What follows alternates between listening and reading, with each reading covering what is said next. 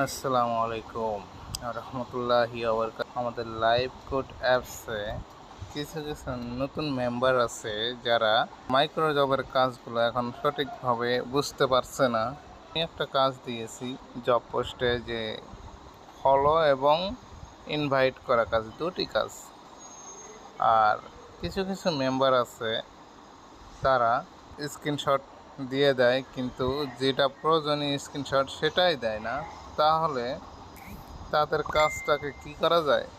Reject করা যায় না অ্যাপ্রুভ করা যায়, এটাই বুঝতেছি না। যেমন আমি ইনভাইট করার কথা বলছিলাম, এখানে কোনো ইনভাইট করার ছবি নেই। ও আমার ওয়েবসাইটের ছবি, বিভিন্ন জায়গার ছবি তুলে দিছে, ইনভাইট করার কোনো স্ক্রিনশট নেই।